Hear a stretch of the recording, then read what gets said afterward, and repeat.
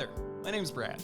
I'm one of the pastors on staff here at Solana First Church of God, and I wanted to welcome you in to this week's Going Deeper podcast, a spot where we can curiously engage Scripture together. So the past couple weeks, we've been exploring the book of the 12 minor prophets, and how when we look at them together, we can see how they tell a bigger story, and how they can kind of reference one another and bring more clarity to each individual book. Now, last week we talked through the book of Jonah, and this week we're going to be talking through the book of Micah. Now, this is the second out of three Assyrian prophets, the book of Jonah, Micah, and Nahum. And Micah actually presents an interesting middle ground. See, where Jonah is focused solely on God's mercy to the Assyrians, Nahum, that we'll explore next week, is focused almost solely on God's justice to the Assyrians. Micah stands in the middle, and the main focus of Micah is this idea of the interrelation of God's mercy and his justice. Now, not only is Micah in the middle of his own little subsection of the Book of the 12, he's actually a central prophet in the Book of the 12. Literally, he is right in the middle. Micah 3:12 in particular is the center of the 12 books. And the reason I point that out is that we got to remember that the arrangement of these 12 books, of these 12 prophets, matters. That these 12 prophets aren't just written chronologically, but they're put together in a way that not only brings meaning to each other, but also brings a more central meaning. So it's curious for us, and we should ask the question, why is Micah this central figure? Now, if we look throughout the 12 books, we do see this theme of the interrelation of God's mercy and his justice come up quite a lot. So it might make some sense for us that Micah's in this central place. But even beyond that, we see this temporal reason for Micah to be placed where it is.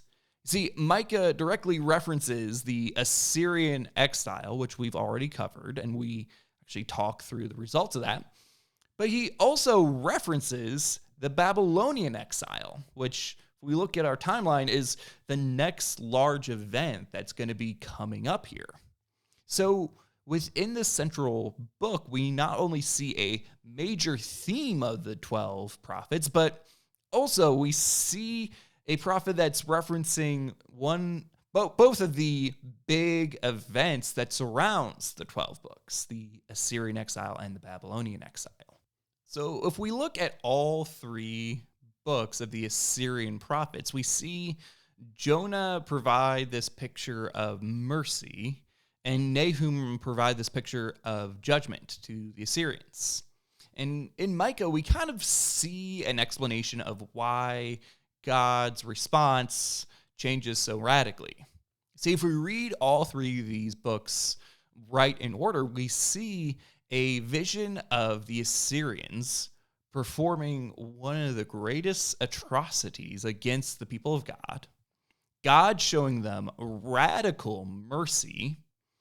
And then in the book of Micah, we see the Assyrians actually pick up and go and attack the southern kingdom.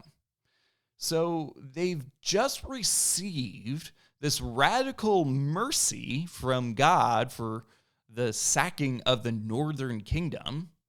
And they receive this mercy and utilize that grace to start attacking the southern kingdom.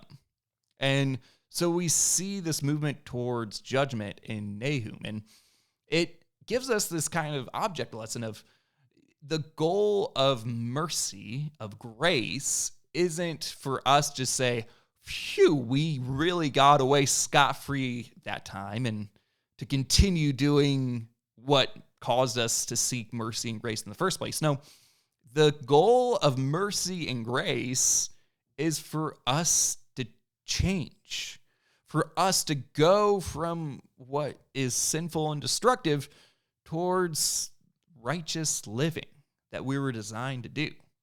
And because the Assyrians don't do that, they receive judgment. If we look at the structure of the book of Micah, we see three major sections. Each of those sections is split off into two parts. We see this cycle of Micah going through accusations and then giving a glimmer of hope. And we see this cycle 3 times throughout the book. This really helps flesh out this idea, this major theme in Micah of him exploring the idea of God's judgment and his mercy. See, he's giving us 3 instances, 3 cycles of him giving accusations of judgment. And then at the end of each of them, giving us a glimmer of hope, a glimmer of God's mercy in the midst of that judgment. Let's dive in deep into seeing these 3 cycles played out. Let's see these sections played out. We see in the first section, which is chapters 1 through 2, we see Micah call out the kingdoms of God, the northern kingdom and the southern kingdom. Now, he calls them both out for different reasons, and we see this in chapter 1, verse 5, where it says, "All this is because of Jacob's transgression, because of the sins of the people of Israel. What is Jacob's transgression? Is it not Samaria? What is Judah's high place? Is it not Jerusalem?" And that can kind of be confusing for us to track, but what essentially Micah is saying is that he's accusing the northern kingdom of idolatry. See, when he says, "What is Judah, the southern kingdom's place of worship? Isn't it Jerusalem?" He's saying that they're worshiping the southern kingdom in the temple where they're supposed to be worshiping, where the northern kingdom is fallen to idol worship. Do you remember some of the first books we looked at in Hosea and Amos where they call out idol worship of the northern kingdom?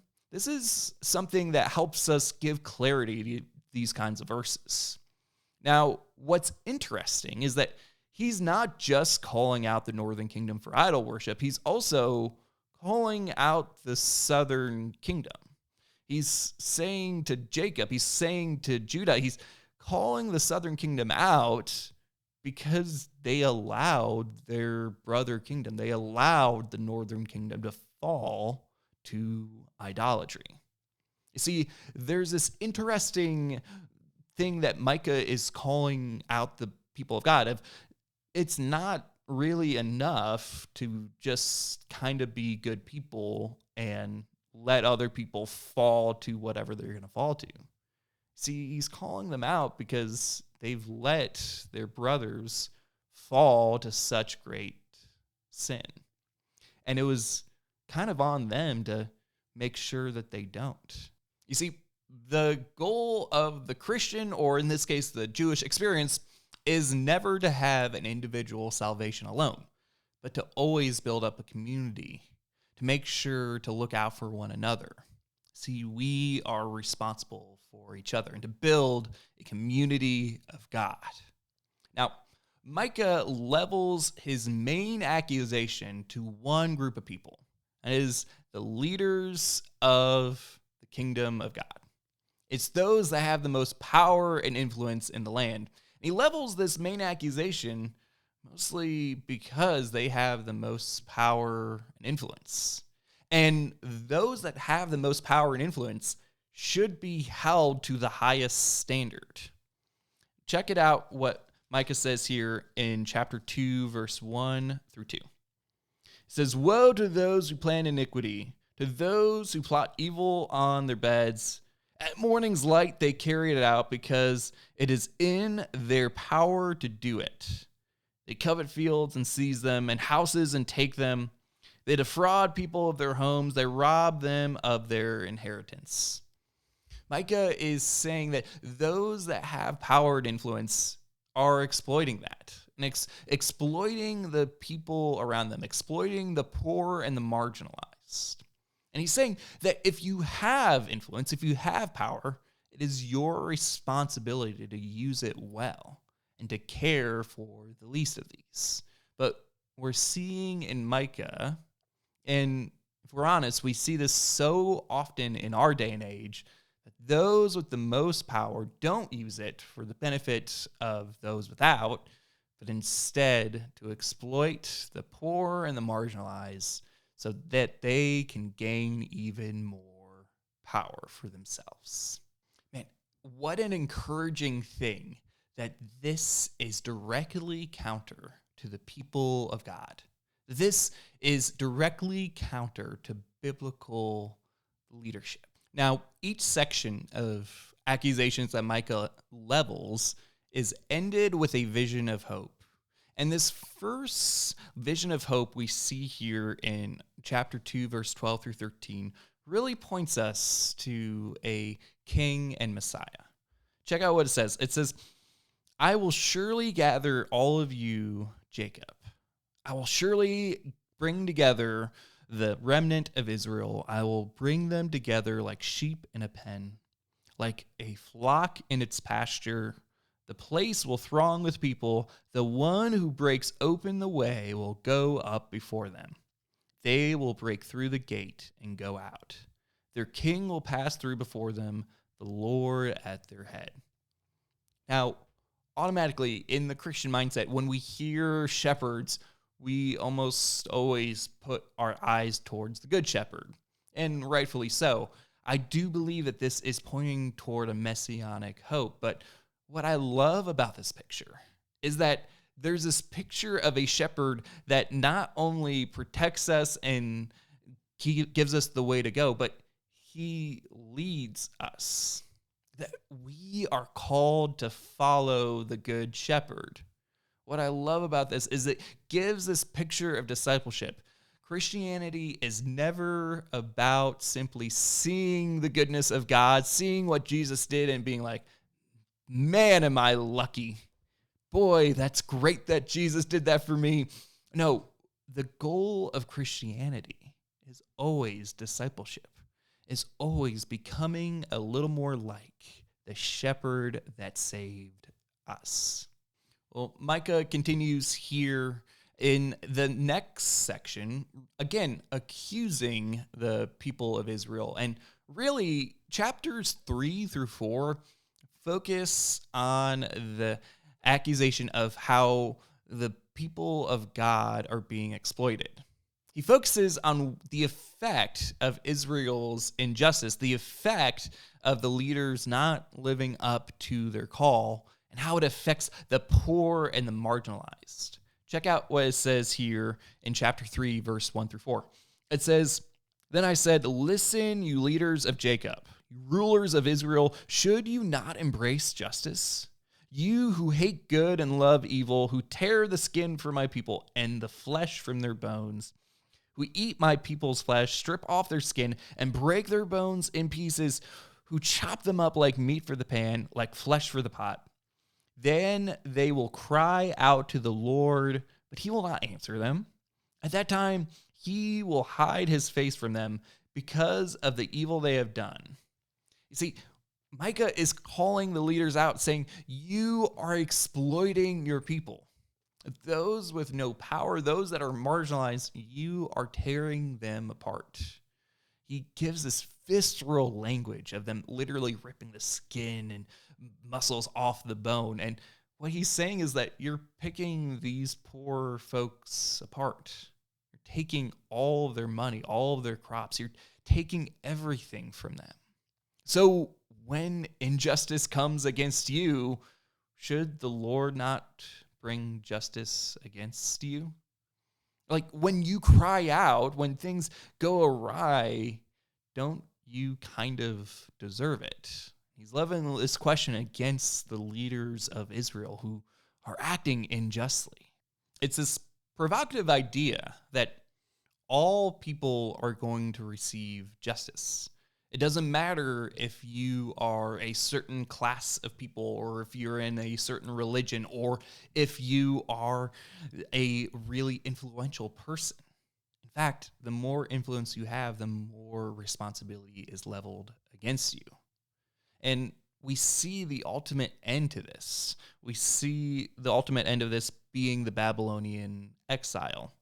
See, Micah continues here in chapter 3, verse 11 through 12, where he says, "Her leaders judge for a bribe, her priests teach for a price, and her prophets tell fortunes for money, yet they look for the Lord's support and say, 'Is not the Lord among us? No disaster will come upon us.' Therefore, because of you, Zion will be plowed like a field, Jerusalem will become a heap of rubble, the temple will be mound overgrown with thickets." He is saying it's because the religious leaders of the day are really only in it for the money. He's calling these leaders out because they're not living rightly. They're not living as their positions would require. Their goal is not the betterment, it's not the righteousness of their community, but the acquisition of more power. You see, it doesn't matter if you are ritually well. It doesn't matter if you do ritual sacrifices and use that as a license just to sin all the more. Imagine if there is a penalty to be paid for every sin, and you had to pay a fine, a physical fine. The goal of this is not that you make a lot of money so you can sin all you want. Instead, the goal would be, oh, wow, the fine really makes me understand the cost of my sin and hopefully makes me want to sin less. But what we see in the leaders of Israel at this time is they're just seeing the ritual sacrifices as the fine they need to pay. That if they want to sin all they want, all they need is to make enough money that sacrifice becomes trivial. And what God is saying is he's trying to shake his people awake of saying, no, the goal is heart change for you to live righteously. And in this section, he's predicting the fall of the southern kingdom, the fall to Babylon. Now, here's the cool thing. Chapter 4 is all centered around the restoration of hope. If we look at chapter 4, verses 1 through 5, I encourage you to read that section on your own because that section is all centered on the restoration of God's people, the rebuilding of the temple, and all things being built as it should be. But that gives way to an interesting section in Micah. Right after chapter 4, this vision of hope, we're given another kind of vision of hope. Chapter 5 is what's called the messianic interlude. And it's called that because it gives us a clear picture of messianic hope. Now, this messianic hope was in particular very important to a people whose nation, whose culture, whose homes, whose religion, whose political power is crumbling before them. It's a powerful vision of restorative, authoritative, and reconciling hope that we see in the Messiah. Now, we know that hope as Jesus, and just like the people in the book of the 12, we have a hope in Jesus as well. So we don't hope that he will come and heal our sins on the cross. Instead, we have this hope of him returning and restoring all things as they should be. Check out what Micah has to say about this vision of messianic hope in Micah 5, 2 through 4. "But you, Bethlehem, though you are small among the clans of Judah, out of you will come for me one who will be ruler over Israel, whose origins are from of old, from ancient times. Therefore, Israel will be abandoned until the time when she who is in labor bears a son. And the rest of the brothers return to join the Israelites. He will stand and shepherd his flock in the strength of the Lord, the majesty of the name of the Lord his God, and they will live securely for his greatness, will reach to the ends of the earth." There's this messianic hope. And I love that there's this picture of messianic hope right in the middle of Micah. This idea that in the midst of destruction, in the midst of exile, in the midst of the lowest of the low, there is a greater hope, restoration that will reach to the ends of the earth. We have a final section in Micah, and in chapter 6, we see the last accusation. It's the prophet asking the people, don't you remember who God is? Don't you remember what he's done? Don't you remember who you are and what you're called to be? It contains probably one of the most famous verses in all of Micah. And really, what Micah is saying here is not that these things are really good and you should remember them. He's calling the people out and saying, these are the things that you should have known. This is how you ought to have lived. And it's the key for how we can live in Christian and God-fearing and God-honoring righteous community. Chapter 6, verse 8 says this, He has shown you, O mortal, what is good. What does the Lord require of you? To act justly, to love mercy, to walk humbly with your God. Justice, mercy, and humility. Remember, the whole vision, the whole theme of Micah centers on this idea of God's justice and his mercy. What I love about this is what he calls the people to act rightly, to live as God would have us, is to enact justice and mercy. And he also adds something for us. Because we're not God, he adds in humility. This idea that we're going to need to learn at it. Where God interplays these two things perfectly, we're not going to. And we got to be humble enough to hear people call us out, to hear them say, I think you're leaning too much in mercy in this direction, or too much injustice in this direction. We need to work at this interplay. Finally, chapter 7 is another vision of hope. In this chapter, the prophet walks through Israel being personified.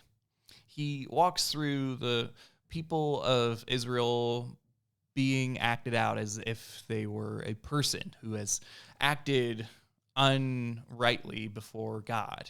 How God should respond to that person. You see, chapter 7 sees this person of Israel see the wrong they've done and cry out to God for forgiveness. The question is, what should God do for that person? And what Micah claims is that God ought to forgive that person.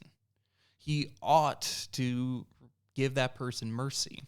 And he says this, he claims this for two main reasons that we see at the very end of the book. The first reason is because of God's character, because of who he is, he ought to extend mercy. See this in verse 18 where it says, Who is a God like you who pardons sin, forgives the transgression of the remnant of his inheritance? Do not stay angry forever, but delight to show mercy. Micah is calling God out. He's saying, this is who you are. You are a mercy-loving God. And you care for your people so much that you will always extend mercy again and again and again. And he also says that God should continue to receive or to give mercy to Israel because of his promise. In the final verse of the book, we see Micah say, You will be faithful to Jacob and show love to Abraham as you pledged on oath to our ancestors in days long ago. He recalls the promise. There's something exceptionally hopeful for us of God's mercy being tied to his promises, to his covenant. See, we're going to screw up. We're going to need to be receiving mercy. And for us, one of the lessons we see in Micah is that mercy is something that ought to spur us towards right living, that it shouldn't be taken advantage of. See, what I love about this last little section of mercy is it's reminding us of how justice and mercy work together, especially this idea of Micah calling out the covenant as a reason for God's mercy. See, the covenant works two ways. God made a covenant to the people of Israel, and the people of Israel made a covenant to God. See, he said that they would be his people, and they promised to be his people, to be a light to the world. See, this is why justice and mercy need to work together. You see, if the people of God are going to fulfill the mission that they were given, they need to live rightly. They need to live justly. And because of that, God needs to intervene when they are not. Because they are his light. They are the representative that he is given for the world. God needs to judge evil, even within those of us that would count ourselves as the in crowd, the Christian, the churchgoer, or whatever it is in our lives. He needs to confront the evil that we represent, because there is a hopeful vision. See, judgment isn't a God just saying, oh, you need to do better and you need to be punished. It's this vision of hope. You see, we are judged because God's not finished with us yet. The hope of judgment in the prophets is this idea that despite the exile, despite things going wrong, despite the temple being torn down, God is saying, you're still my people. You're being judged, you're being called out, because I believe that you can be the people you're designed to be. And in that, we see great hope and great mercy. The book of Micah is so powerful for us today because he takes this idea of God's justice and his mercy, and he walks through the interplay of these two ideas in such a beautiful way. He shows how justice is necessary, judgment is necessary to call out evil. But he uses that justice, he uses that judgment as a means of hope, because it means that God sees you for who you are and sees you as a representative and sees the full and complete and abundant life that is on offer for you. He's not satisfied with a lower life, with a sinful life, of a destructive life. So the hope in mercy is also the judgment. They work together. Micah also calls out positions of leadership. He says that those in leadership should be held accountable for their actions. And it's a message that we should always keep true for us today. No matter what our religion is, no matter where we find ourselves in life, we always should hold this truth dear, that those with the most power and influence should be held to the most responsibility for their actions, for what they do and how they can either exploit or help those with less power. And finally, we see three key fundamentals on how we could become a better Christian community, a better God-honoring community. If we hold up the ideals of justice, mercy, and hold the humility to say, we are still working on it. I encourage you to read through the book of Micah this week. It's about 7 chapters, but there's so much beauty and grace within that. If you have any questions about what reading through the book of Micah might look like or how to read through any of the prophets, I encourage you to either leave a comment or you can come and contact me. But regardless, I wanted to thank you coming in, taking some time this week, grow a little deeper in your faith.